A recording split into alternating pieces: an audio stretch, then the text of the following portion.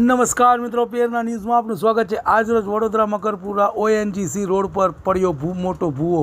હજીરા અને ઓએનજીસીની વચ્ચે મુખ્ય માર્ગ પર પડ્યો ભૂવો। 10 FTની ત્રિજ્યા ધરાવતો પડ્યો ભૂવો પડતા ઓએનજીસી તરફના રોડ કરવો પડ્યો બંધ। નાગરિકો અને તંત્ર સામે રોષ, આખી 4 વ્હીલર અંદર જતી રહી, તેટલો મોટો ભૂવો પડ્યો છે।